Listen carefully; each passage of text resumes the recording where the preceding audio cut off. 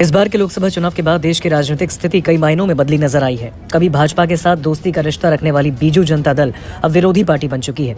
अटकलें लगाई जा रही हैं कि बीजेडी की नजदीकियां इंडिया अलायंस के साथ बढ़ रही हैं। ये अटकलों का बाजार यूं ही गर्म नहीं हुआ। दरअसल बीजेडी के अध्यक्ष और ओडिशा के पूर्व मुख्यमंत्री जो कभी भाजपा के साथी हुआ करते थे, उन्होंने हालिया बजट को ओडिशा का विरोधी बताया। उन्होंने दावा किया कि केंद्र ने राज्य की वास्तविक चिंताओं को नजरअंदाज करने का काम किया, जबकि बीजेपी ने अपने घोषणा पत्र में ओडिशा के लिए कई चुनावी वादे किए थे। इतना ही नहीं, अचंभा इस बात की भी हुई जब वित्त मंत्री निर्मला सीतारमण बजट में भाषण पढ़ रही थी, उसी वक्त बीजेडी के सांसदों ने वॉकआउट कर दिया। एक तरफ बीजेडी सरकार को बाहर से समर्थन दे रही है, तो वहीं सरकार के बजट का विरोध भी कर रही है। आंध्र प्रदेश के पूर्व सीएम और वाईएसआरसीपी के अध्यक्ष जगन मोहन रेड्डी ने दिल्ली में मुख्यमंत्री एन चंद्रबाबू नायडू के खिलाफ विरोध प्रदर्शन किया।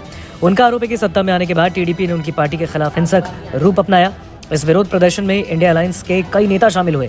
लोकसभा में बीजेडी का कोई भी सदस्य नहीं है, तो वाईएसआरसीपी के 4 सांसद हैं। भले ही लोकसभा के अंदर ये दोनों पार्टियां बीजेपी को परेशान न कर पाए, लेकिन राज्यसभा में बीजेडी और वाईएसआरसीपी काफी मजबूत है। एक तरफ जहां वाईएसआरसीपी की राज्यसभा के अंदर 11 सदस्य हैं, तो बीजेडी के 9।